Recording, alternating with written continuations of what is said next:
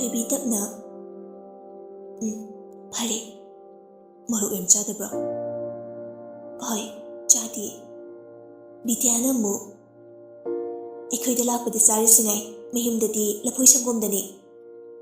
Athoiba nofre taujai Purel sukuna Yam kishna biwani ne Nungsi changsinduna phamlaga Ichabu chaobo Oi mama Magi mama haiba waisidani nungsi thamoi pelesi Purel ngakna Kuino hongdong chaminera Ngasaidagi bu urude mayamdu haujukte urei Thoibigi manakta hongdong orange machu ama kullaga leiribadu Bityana Kaino ite mitu udroba Ngan basnok minokmi Hoida nupi haisidi sasan luna dogadabani chumi Ado engondasu baba amta korogdana Thoibisu nokmi Baba Ahone cha Thoibi Purel kalakpai kai boy Mama yare baba nang sam pangtreko Aina tana kanamta nangina chanate oibisu yaroi Hey macha thoi nang tumina layuko Nanggi hongnabitu tauno Mi angangsi nungairamgadra Achumba habide saubudi mawalodi Nate Thoibibu nagina charo Danielga chanugi masa Tahu drogji ta haikrido Ngan baga nungshigi machani habide hailamoida Thoibi tasengna wakal thoktre Nungshina Masa thoi siyum na teko Siyum na trade umanglo Thoiba na mo Mani siyum ni umang na teko ichana chumi Athoiba tapna Thoibi chalam jade kaidore hautrabo Hawida okpagini Adumaina samchadi iharoibu Purelna Mitcham nakreda Nupa sel paridu kuk inhan bayadro Doctor nengbada fogadaba nabanati Thoibi hawatning labani kuina famduna leningdre Nungshina Hawgalo nangu odi Yahanida mama Ahal singawanina nungaiti Ngahan ba na mo Nungsi kredi isase Hawgalo Kaishu kaide Thoibi tapna hawgatu na thoki Athoiba sawgala Bem na Asawba kaidawre Oe mama Ay ma Chasa sadringay na Purel na Napidi chakoy dordana Athoiba na mo Mama oe haba Asi haina thoki Purel su phamduna laiba ngamdre Masadu charangnare kaidawrangadagi khanbada Athoiba maningda tholaktuna Saponairiba Thoibigi manakta phamduna Thoibi isingdu ai haibigi Plastiki bati leirituki Atudagi mak aduna kanduna isingdu haibi Tacho Chaptok lady kaitawre Aisu oba Nupanabu kitang chana bro Nupa oidi chakmayam chagin haiba labor haise Atay na dida Sum nasado shoni haiba ni Adu ordi ahindagi mayam chabatay na Thoibi nokpatamang noglai Adu nangina chanupise kaiming kauke Chambi kawe Masu yam nungshi Yam nungshi bani Tachogi mo hibige Ahoy ahiro Purel do amu prap laktuna Batindu thangdoktuna Manoy na hamki Matawduda Thoibi inga ngayengduna lay Tagup Athoiba na Kuinu Purel Kidorogay na Romance tong pangtukpa suntokjo Kuinu Purel Kuy wakalno Thoibi na mo Taso Aisang lagi Thoibi chatpauki Hangdongdu sukonduna Thoibi kaidano Bitya hagi manaktani Thoibi su chatkre Purel na Mitcham na dauri Anok athaba amta uptradi yarodori Handak matangse ꯁꯛꯇꯥꯁꯤꯒ ꯀꯤꯁꯤꯟꯅꯗꯅꯒ ꯇꯧꯔꯤ ꯄꯤꯛꯏ ꯈꯨꯄꯤꯛꯇꯨꯒ ꯀꯩꯅꯣ ꯅꯪꯅ ꯑꯉꯥꯡꯗꯨꯗ ꯑꯗꯨ ꯌꯥꯝ ꯁꯥꯎꯅꯤꯡꯉꯤꯁꯤꯕꯣ ꯃꯉꯣꯟꯗ ꯁꯥꯎꯕꯒꯤ ꯃꯇꯝꯒ ꯁꯪꯖꯗꯦ ꯑꯊꯣꯏꯕ ꯆꯠꯄ ꯍꯧꯈꯤ ꯑꯩꯒꯤ ꯃꯃꯥꯗꯒ ꯃꯃꯥꯒ ꯀꯧꯕ ꯁꯥꯏ ꯀꯅꯥꯝꯇꯅ ꯃꯃꯥꯗ ꯃꯃꯥ ꯀꯧꯗ꯭ꯔꯤ ꯀꯩꯁꯨ ꯂꯩꯇꯕꯤ ꯃꯥꯅꯒꯁꯨ ꯀꯧꯕ ꯁꯥꯔꯗꯅ ꯑꯊꯣꯏꯕꯅ ꯑꯃꯨꯛ ꯇꯥꯅꯤꯡꯗꯦꯀꯣ ꯌꯥꯝꯅ ꯃꯤ ꯑꯉꯥꯡꯗꯨꯒꯤ ꯃꯑꯣꯡꯗꯨ ꯅꯨꯡꯁꯤꯗ꯭ꯔꯣ ꯏꯇꯞ ꯍꯦꯛꯇꯞꯄꯒ ꯅꯨꯡꯁꯤꯕꯒ ꯑꯝꯇ ꯈꯪꯗ꯭ꯔꯦ ꯑꯩꯈꯣꯏꯗꯤ ꯑꯊꯣꯏꯕꯁꯨ ꯆꯠꯈ꯭ꯔꯦ ꯊꯣꯏꯕꯤꯁꯨ ꯍꯨꯔꯥꯟ ꯌꯦꯡꯖꯩ ꯃꯥꯒꯤ ꯃꯑꯣꯡꯗꯨ ꯑꯇꯩꯅ ꯈꯪꯗ꯭ꯔꯕꯁꯨ ꯏꯔꯥꯡ ꯄꯨꯕ ꯄ꯭ꯔꯤꯌꯥꯅꯗꯤ ꯈꯪꯉꯤ ꯑꯗꯨꯕꯨ ꯀꯅꯥꯗꯁꯨ ꯍꯥꯏꯗꯣꯛꯇꯦ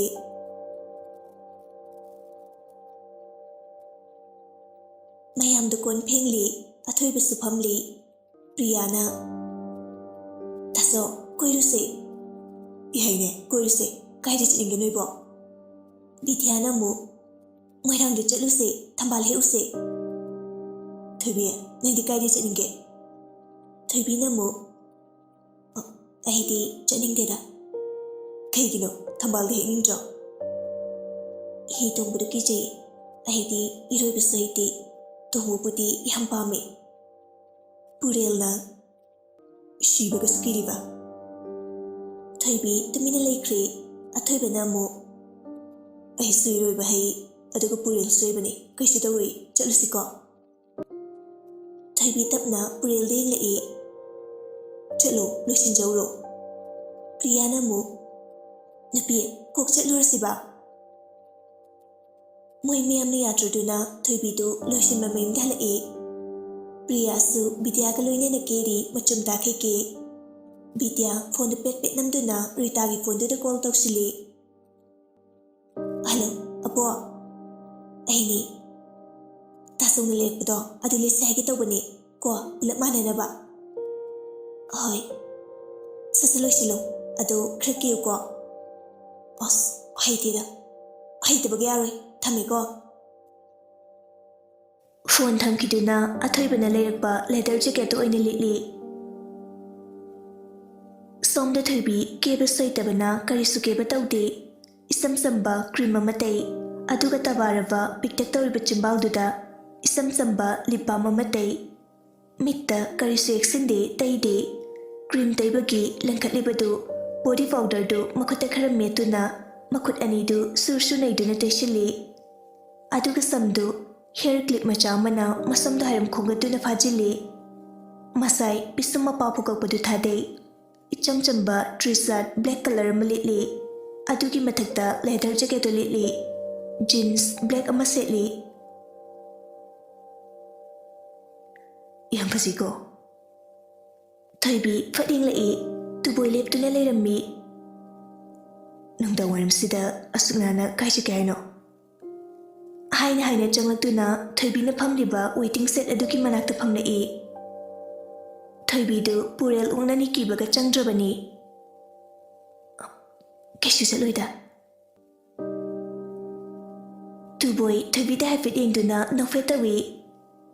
ꯃꯤ ꯃꯈꯜ ꯀꯌꯥ ꯑꯃ ꯂꯣꯏꯅꯗꯨꯅ ꯂꯥꯛꯂꯕ ꯃꯤꯁꯛꯅꯤ ꯇꯨꯕꯣꯏ ꯑꯗꯨꯅ ꯅꯍꯥꯟ ꯊꯦꯡꯅꯕꯗ ꯊꯣꯏꯕꯤ ꯀꯔꯝꯕ ꯃꯤꯁꯛꯅꯣ ꯈꯪꯕ ꯉꯝꯈ꯭ꯔꯕꯅꯤ ꯗꯥꯕꯣꯏꯗꯤ ꯋꯥꯀꯤꯡ ꯊꯣꯛꯂꯛꯏꯔꯣ ꯇꯨꯕꯣꯏꯅ ꯁꯨꯝ ꯀꯣꯏꯊꯣꯔꯛꯄꯅꯤ ꯊꯣꯏꯕꯤ ꯅꯣꯛꯐꯦꯠꯇꯃꯛ ꯇꯧꯔꯛꯏ ꯑꯇꯩ ꯑꯍꯦꯟꯕ ꯋꯥ ꯍꯥꯏꯐꯝ ꯈꯪꯗ꯭ꯔꯕꯒꯨꯝ ꯊꯣꯏꯕꯤ ꯅꯣꯏ ꯅꯆꯤꯟ ꯅꯅꯥꯎꯁꯦ ꯀꯌꯥꯅꯣ ꯑꯩ ꯈꯛꯇꯅꯤ ꯑꯗꯨꯗꯤ ꯌꯥꯝ ꯅꯨꯡꯉꯥꯏꯅ ꯀꯦꯅ ꯂꯩꯕꯖꯥꯠꯅꯤꯀꯣ ꯅꯣꯏ ꯐꯦꯃꯤꯂꯤ ꯃꯦꯝꯕꯔꯁꯨ ꯀꯌꯥꯅꯣ 5ꯅꯤ ꯑꯕꯣꯛꯅꯦ ꯄꯨꯄꯨꯅꯦ ꯑꯗꯨꯒ ꯃꯃꯥꯒ ꯄꯄꯥꯒ ꯑꯩꯒ ꯇꯨꯕꯣꯏ ꯃꯉꯛꯇꯨ ꯅꯣꯝꯃꯤ ꯑꯣ ꯑꯗꯣ ꯗꯥꯕꯣꯏꯒꯤꯗꯤ ꯑꯩꯅ ꯑꯍꯟꯁꯨ ꯑꯇꯣꯝꯕꯁꯨ ꯑꯗꯨꯗꯤ ꯅꯇꯣꯝꯇ ꯊꯣꯏꯕꯤ ꯋꯥ ꯉꯥꯡꯕ ꯑꯃꯨꯛ ꯊꯣꯛꯇ꯭ꯔꯦ ꯇꯨꯃꯤꯟꯅ ꯑꯃꯨꯛ ꯂꯩꯈ꯭ꯔꯦ ꯃꯥꯡꯗ ꯄꯤꯁꯨꯝ ꯁꯨꯡꯂꯞ ꯇꯧꯅ ꯌꯦꯡꯗꯨꯅ ꯂꯩꯔꯤꯕ ꯅꯨꯄꯥꯗꯨꯗ ꯌꯦꯡꯗꯨꯅ ꯐꯨꯛ ꯍꯧꯒꯠꯂꯤ ꯇꯨꯕꯣꯏꯁꯨ ꯊꯣꯏꯕꯤꯗ ꯌꯦꯡꯂꯛꯄꯅꯤ ꯑꯗꯨꯕꯨ ꯃꯥꯅ ꯀꯅꯥꯒꯨꯝꯕ ꯑꯃꯗ ꯀꯤꯅ ꯌꯦꯡꯗꯨꯅ ꯂꯩꯕꯗꯨ ꯎꯕꯗ ꯉꯛꯅ ꯌꯦꯡꯗꯨꯅ ꯂꯩ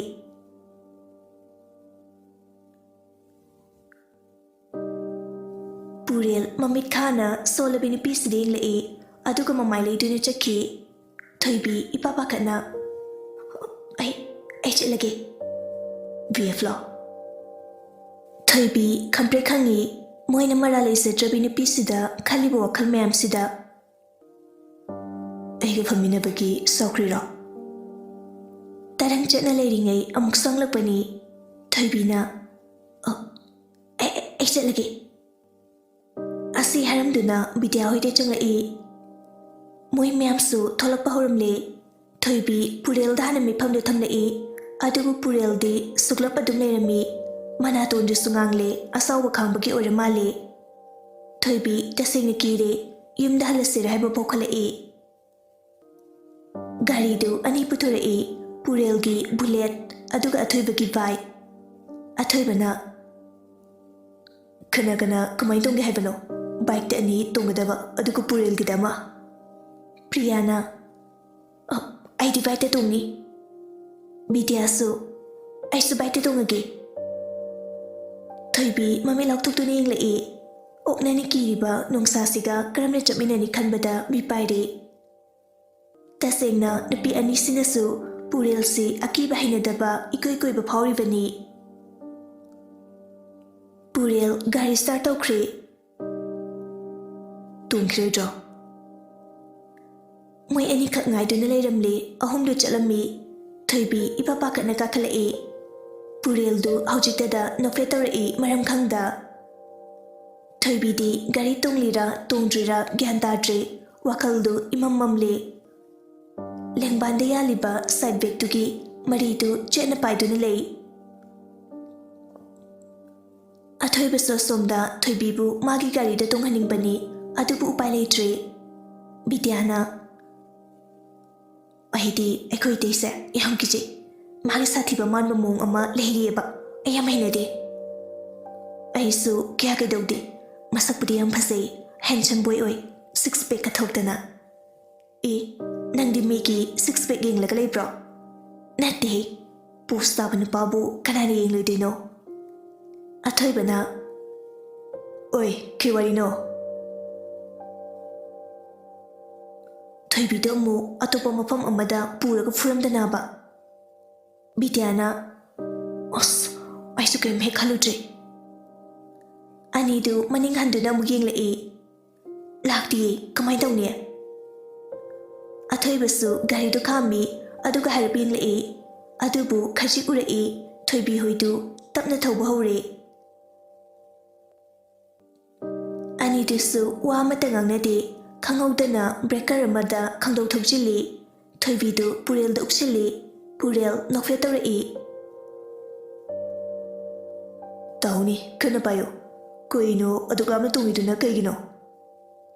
thoibi wa amtangang lakte tadro tahi naron thoktabrona thoi nganba gari da tapna thori tachawai ka manana thau ngoi di udri yam lakri ingtharam banupado amuk sauna magi gari di tongkhoya jo thoibi tumina leikri pungkhra gi matung moirang yore nupi ahum du kumthakibadagi koiche chatuna photo kapli athoibana thoibi nangsu kapsidana thoibina ai di kapning deda noi hum pulap lepo ai kapige Bidya thoibi pusin thokduna thoibi na mayaida aduga magi ye lomdana Bidya oiromdana Priya lepi athoiba nokmi photo ahum mari kapi Bidyana lohirabo lohiri ahumdu photo da mugengi aduga momon ka nokchai lo hidongse Bidyana thambal ge hekse Priya phan chongduna yes thamje sueksi ko lo ani tu lai adugu thoibi di yorte thoibi lahodana idea horege chani hairavina amuk tunglaru seba yaroi aduna bit later chakhi purelna ꯂꯣ ꯀꯥꯏꯗ ꯑꯩ ꯇꯨꯡꯏꯜꯂꯣ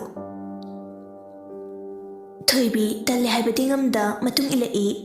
ꯑꯗꯨꯕꯨ ꯍꯤ ꯂꯩꯔꯤꯕ ꯑꯗꯣꯝꯗ ꯆꯠꯈꯤꯕꯗꯨꯗ ꯀꯤꯅ ꯆꯞ ꯂꯦꯞꯄꯤ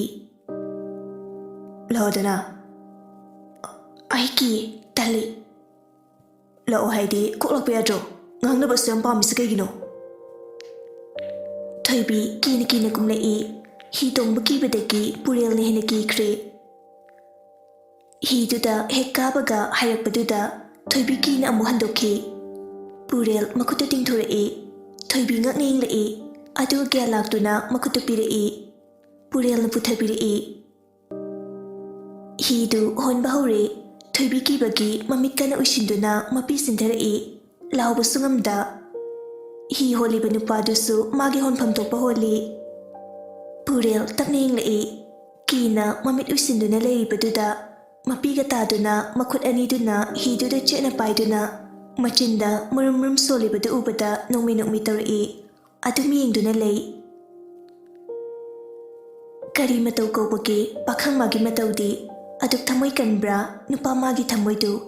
ꯑꯗꯨꯛ ꯀꯤꯔꯤꯕꯤꯗꯨꯗ ꯌꯦꯡꯗꯨꯅ ꯁꯨꯝ ꯂꯩꯕꯗꯤ ꯊꯣꯏꯕꯤ ꯇꯞꯅ ꯏꯪꯅ ꯀꯧꯔꯛꯄꯗꯨꯗ ꯊꯣꯏꯕꯤ ꯏꯉꯛꯅ ꯃꯃꯤꯠꯇ ꯄꯥꯡꯊꯣꯔꯛꯏ ꯀꯩꯗꯧꯔꯤꯅꯣ ꯂꯥꯏ ꯁꯣꯜꯂꯤꯅꯤ ꯀꯩ ꯑꯩꯅ ꯁꯣꯜꯂꯤꯕ ꯑꯩ ꯀꯟꯕꯤꯌꯨ ꯍꯥꯏꯔꯤꯅꯤ ꯄꯨꯔꯦꯜ ꯇꯞꯅ ꯊꯣꯏꯕꯤꯒꯤ ꯃꯅꯥꯛꯇ ꯈꯖꯤꯛ ꯆꯪꯂꯛꯇꯨꯅ ꯃꯈꯨꯠꯇꯨ ꯂꯥꯝꯗꯨꯅ ꯄꯥꯏꯕꯤꯔꯛꯏ ꯊꯣꯏꯕꯤꯗꯤ ꯃꯇꯧꯗꯨꯗ ꯏꯉꯛꯈ꯭ꯔꯦ ꯑꯁꯤꯒꯨꯝꯕ ꯁꯛꯂꯣꯟ ꯑꯃ ꯄꯨꯔꯦꯜꯒꯤ ꯃꯐꯝꯗꯒꯤ ꯎꯈꯤꯗ꯭ꯔꯤ ꯃꯄꯤꯗꯨꯁꯨ ꯅꯨꯄꯥ ꯃꯥꯒꯤ ꯃꯈꯨꯠ ꯅꯥꯝꯃꯗꯨꯅ ꯇꯩꯊꯣꯛꯄꯤꯔꯛꯏ ꯀꯩꯁꯨ ꯇꯧꯔꯣꯏ ꯑꯩ ꯏꯔꯣꯏꯕ ꯍꯩ ꯀꯩꯒꯨꯝꯕ ꯇꯥꯔꯁꯨ ꯑꯩꯅ ꯀꯟꯕꯤꯅꯤ ꯀꯩꯁꯨ ꯈꯜꯂꯨꯅꯣ ꯑꯁꯤ ꯍꯥꯏꯔꯒ ꯃꯃꯥꯏꯗꯨ ꯂꯩꯊꯣꯛꯈꯤꯗꯨꯅ ꯃꯈꯨꯠꯅ ꯂꯥꯝꯃꯒ ꯏꯃꯥꯏꯗ ꯃꯅꯤꯡ ꯇꯝꯅ ꯀꯅꯥꯒꯤꯁꯨ ꯃꯤꯈꯥꯄꯣꯟꯗ ꯃꯅꯤꯡ ꯇꯝꯅ ꯂꯩꯁꯥ ꯇꯝꯂꯤꯕ ꯂꯩꯔꯥꯡ ꯑꯗꯨꯕꯨ ꯅꯨꯄꯥ ꯃꯥꯒꯤ ꯃꯈꯨꯠꯇꯨꯅ ꯂꯥꯝꯗꯨꯅ ꯍꯦꯛꯂꯒ ꯊꯣꯏꯕꯤꯗ ꯄꯤꯔꯛꯏ ꯊꯣꯏꯕꯤꯗꯨ ꯑꯁꯨꯛ ꯐꯖꯕ ꯂꯩꯔꯥꯡꯗꯨ ꯎꯕꯗ ꯑꯀꯤꯕ ꯄꯨꯝꯕ ꯉꯥꯏꯍꯥꯛꯇꯨꯗ ꯃꯥꯡꯈꯤꯗꯨꯅ ꯁꯤꯡꯌꯦꯜ ꯂꯩꯔꯥꯡ ꯃꯍꯥꯛꯇ ꯌꯦꯡꯗꯨꯅ ꯅꯣꯛꯃꯤ ꯂꯩ ꯅꯨꯄꯤ ꯃꯥꯒꯤ ꯃꯇꯧꯗꯨ ꯅꯨꯄꯥ ꯑꯣꯏꯕ ꯃꯥꯒꯤ ꯊꯃꯣꯏꯅ ꯄꯦꯟꯅ ꯌꯦꯡꯖꯩ ꯇꯟꯖꯥꯗꯨꯗ ꯄꯣꯀꯦꯠꯇꯒꯤ ꯐꯣꯟꯗꯨ ꯔꯤꯡ ꯂꯥꯛꯏ ꯂꯧꯊꯣꯛꯇꯨꯅ ꯌꯦꯡꯉꯤ ꯑꯗꯨꯒ ꯁꯠ ꯄꯥꯏꯈꯠꯇꯨꯅ ꯑꯩ ꯊꯕꯛ ꯑꯃ ꯆꯠꯂꯤ ꯀꯣꯟꯅ ꯇꯧꯔꯛꯀꯦ ꯀꯩ ꯊꯕꯛꯅꯣ ꯑꯔꯨꯕꯅꯤ ꯀꯩ ꯑꯔꯨꯕꯅꯣ ꯅꯨꯄꯤ ꯑꯃꯒ ꯂꯩꯔꯤꯗꯨ ꯑꯩ ꯈꯪꯗꯕ ꯖꯥꯠꯂꯥ ꯌꯥꯔꯦ ꯑꯩ ꯊꯝꯃꯦ ꯑꯁꯦ ꯍꯥꯏꯗꯨꯅ ꯀꯣꯜꯗꯨ ꯀꯛꯈꯤ ꯄꯨꯔꯦꯜ ꯊꯣꯏꯕꯤꯗ ꯌꯦꯡꯂꯛꯏ ꯊꯣꯏꯕꯤꯒꯤ ꯂꯩꯗꯨꯗ ꯌꯦꯡꯗꯨꯅ ꯂꯩ ꯌꯥꯝ ꯄꯥꯝꯖꯈ꯭ꯔꯕ ꯃꯥꯜꯂꯤ ꯄꯨꯔꯦꯜ ꯐꯣꯟꯗꯨ ꯀꯦꯃꯦꯔꯥ ꯑꯣꯟ ꯇꯧꯗꯨꯅ ꯐꯣꯇꯣ ꯑꯃ ꯁꯠ ꯀꯥꯞꯄꯤ ꯑꯗꯨꯒ ꯄꯣꯀꯦꯠꯇ ꯍꯥꯞꯈꯤ ꯃꯥꯅ ꯂꯦꯡꯕꯗ ꯍꯥꯏꯐꯦꯠ ꯍꯤꯅꯥꯎꯗꯨ ꯂꯦꯡꯉꯛꯄꯗꯨꯗ ꯊꯣꯏꯕꯤ ꯀꯤꯅ ꯃꯈꯨꯠꯇꯨꯅ ꯐꯥꯏ ꯄꯨꯔꯦꯜ ꯅꯣꯛꯅꯤꯡꯉꯛꯇꯨꯅ ꯍꯥꯏꯐꯦꯠ ꯑꯃꯨꯛ ꯅꯣꯛꯂꯨꯏ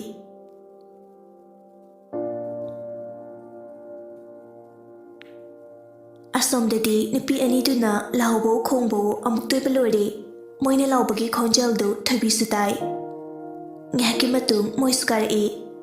ꯑꯊꯣꯏꯕ ꯇꯁꯦꯡꯅ ꯅꯨꯡꯉꯥꯏꯇ꯭ꯔꯦ ꯄꯨꯔꯦꯜꯒ ꯇꯣꯡꯈꯤꯕꯗꯨꯗ ꯄ꯭ꯔꯤꯌꯥꯅ ꯑꯁ ꯈꯨꯠꯅꯨꯡꯉꯥꯏ ꯑꯃ ꯏꯁ ꯚꯦꯃꯥ ꯅꯪ ꯂꯥꯎꯕꯗ ꯅꯈꯣꯟꯒꯔꯨ ꯁꯤꯔꯝꯃꯅꯤ ꯆꯠꯂꯍꯦ ꯀꯤꯕꯒꯤ ꯅꯠꯇꯦ ꯌꯥꯔꯤ ꯚꯦꯃꯥ ꯈꯪꯖꯔꯦ ꯑꯊꯣꯏꯕꯅ ꯑꯃꯨꯛ ꯍꯜꯂꯁꯤ ꯄꯨꯡꯁꯤ ꯊꯦꯡꯉꯤ ꯑꯁꯨꯝꯅ ꯃꯌꯨꯝ ꯍꯜꯂꯛꯄꯒꯤ ꯂꯝꯕꯤꯗ ꯄꯨꯔꯦꯜꯅ ꯊꯧꯔꯤꯕ ꯒꯥꯔꯤꯗꯨꯒꯤ ꯃꯃꯥꯡꯗ ꯒꯥꯔꯤ ꯑꯃ ꯈꯥꯝꯖꯤꯜꯂꯛꯏ ꯄꯨꯔꯦꯜ ꯉꯛꯅ ꯒꯥꯔꯤꯗꯨ ꯈꯥꯝꯃꯤ ꯊꯣꯏꯕꯤꯁꯨ ꯀꯤꯅ ꯀꯨꯝꯊꯔꯛꯏ ꯑꯊꯣꯏꯕ ꯍꯣꯏꯗꯤ ꯃꯃꯥꯡꯗ ꯊꯧꯈ꯭ꯔꯕꯅꯤ ꯅꯨꯄꯥ ꯑꯅꯤꯗꯨꯅ ꯄꯨꯔꯦꯜꯒꯤ ꯃꯥꯡꯗ ꯂꯦꯞꯄꯛꯏ ꯄꯨꯔꯦꯜꯅ ꯀꯩꯗꯧꯔꯦ ꯅꯨꯄꯥ ꯑꯅꯤꯗꯨ ꯌꯦꯡꯅꯩ ꯑꯗꯨꯒ ꯄꯨꯔꯦꯜꯒꯤ ꯃꯃꯥꯏꯗ ꯀꯤꯅ ꯊꯤꯜꯂꯛꯏ ꯑꯗꯨꯝꯅ ꯊꯤꯜꯂꯛꯀꯅꯤ ꯍꯥꯏꯕꯗꯤ ꯈꯜꯂꯨꯗꯦ ꯑꯗꯨꯅ ꯍꯥꯟꯅ ꯁꯦꯝ ꯁꯥꯗꯨꯅ ꯂꯩꯍꯧꯗꯕꯅ ꯃꯅꯤꯡ ꯈꯖꯤꯛ ꯍꯜꯂꯤ ꯑꯗꯨꯒ ꯃꯆꯤꯟꯗꯨ ꯍꯥꯏꯐꯦꯠ ꯆꯤꯡꯗꯨꯅ ꯅꯣꯛꯏ ꯑꯗꯨꯒ ꯑꯃꯨꯛ ꯄ꯭ꯔꯞ ꯂꯥꯛꯇꯨꯅ ꯅꯨꯄꯥ ꯑꯅꯤꯗꯨꯗ ꯄꯨꯗ꯭ꯔꯨꯞ ꯍꯦꯛꯇ ꯐꯨꯊꯔꯛꯏ ꯅꯨꯄꯥ ꯑꯅꯤꯗꯨ ꯄꯨꯔꯦꯜꯅ ꯏꯔꯥꯏ ꯂꯥꯏꯅ ꯐꯨꯈ꯭ꯔꯦ ꯃꯣꯏꯅ ꯑꯗꯨꯝꯅ ꯇꯧꯔꯤꯉꯩ ꯒꯥꯔꯤ ꯑꯗꯨꯗꯒꯤ ꯅꯨꯄꯤꯗꯨ ꯀꯨꯝꯊꯔꯛꯇꯨꯅ ꯊꯣꯏꯕꯤꯒꯤ ꯃꯆꯤꯟꯗꯨ ꯃꯦꯟꯗꯨꯅ ꯄꯨꯈꯤ ꯃꯤ ꯎꯁꯤꯠꯇꯕ ꯑꯅꯤꯗꯨꯗ ꯆꯕꯦꯠ ꯅꯦꯠꯁꯤꯜꯂꯤ ꯅꯨꯄꯥ ꯑꯅꯤꯗꯨ ꯏ ꯅꯥꯏ ꯇꯥꯔꯦ ꯄꯨꯔꯦꯜ ꯁꯠ ꯂꯩꯊꯣꯔꯛꯏ ꯑꯗꯨꯕꯨ ꯊꯣꯏꯕꯤꯗꯤ ꯂꯩꯔꯝꯗ꯭ꯔꯦ ꯉꯛꯅ ꯑꯀꯣꯏꯕꯗꯨ ꯌꯦꯡꯂꯛꯏ ꯑꯗꯨꯕꯨ ꯂꯩꯇ꯭ꯔꯕꯗ ꯃꯁꯥꯗꯨ ꯄꯥꯈꯠꯄ ꯐꯥꯎꯔꯛꯇꯨꯅ ꯁꯨꯝ ꯌꯦꯡꯂꯛꯏ ꯃꯣꯡꯁꯣꯡꯒꯤ ꯃꯑꯣꯡꯗ ꯇꯧꯕ ꯑꯃ ꯂꯩꯔꯤꯕꯗꯨꯗ ꯆꯪꯉꯛꯏ ꯊꯣꯏꯕꯤ ꯀꯧꯗꯨꯅ ꯊꯤꯔꯛꯏ